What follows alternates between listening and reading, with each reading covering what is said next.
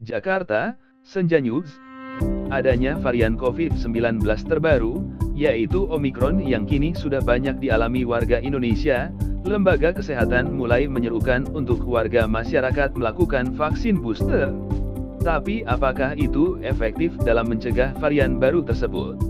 Belum lama ini, bahkan Pusat Pengendalian dan Pencegahan Penyakit atau CDC Amerika Serikat, memberikan pernyataan atas efektivitas dari varian vaksin mRNA. Apa saja jenisnya dari mRNA tersebut? Yaitu Pfizer, BioNTech, dan Moderna.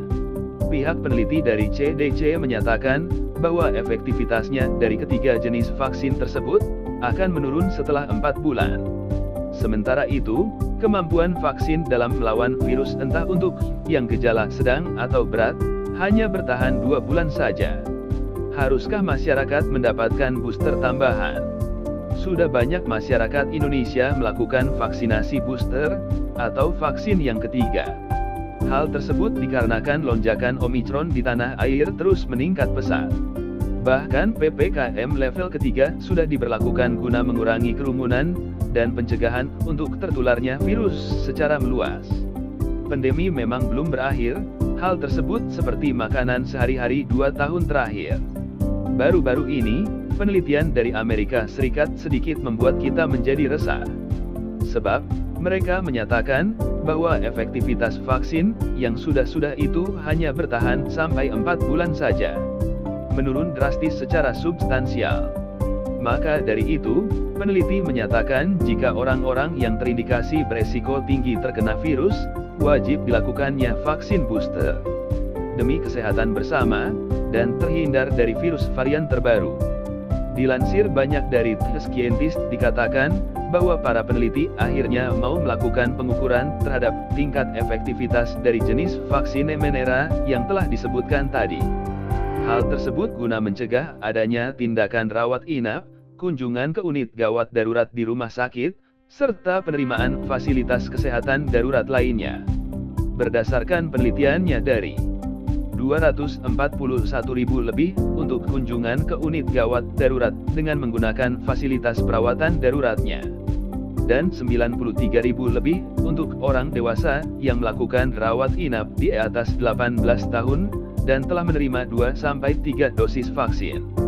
Berdasarkan sampel penelitian yang di atas telah dilakukan, sebanyak 91% dari orang yang telah menerima booster, cukup efektif dalam pencegahan rawat inap selama 2 bulan. Itu untuk virus varian apa saja. Namun, setelah 4 bulan berlangsung, tingkat efektivitas tersebut benar-benar turun.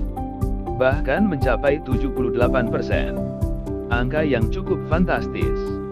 Solusi terbaik mengenai vaksin booster. Jika berdasarkan pada penelitian yang ada di atas, memang kemungkinan besar di masa depan nanti vaksin sebagian akan kehilangan kemampuannya dalam menghalau virus dan penyakit parah pada orang dewasa. Khususnya orang dewasa yang berumur 65 tahun, beresiko tinggi untuk terkena virus akan jauh lebih mudah. Namun, kemampuan vaksin akan tetap baik pada usia di bawahnya, dan mereka masih muda. Tentu saja dengan kekebalan tubuh yang baik juga. Meski telah melakukan penelitian di atas, tapi masih belum bisa dipastikan mana paling perlu booster tambahan. Pejabat kesehatan dari federal saja belum memutuskan siapa yang beresiko tinggi terkena lagi setelah menerima vaksin ketiga. Jika sudah mengetahuinya, pejabat kesehatan federal sudah menentukan mana lapisan masyarakat yang diperuntukkan untuk mendapatkan booster lagi. Anthony Fauci dari National Institute of Allergy and Infectious Disease menyatakan bahwa kebutuhan booster tambahan atau vaksinasi keempat setelah dapat mRNA bisa diprioritaskan ke faktor usia. Namun, jika melihat dari usia saja memang tidak efektif. Jadi, harus lihat pula mengenai kondisi yang mendasarinya.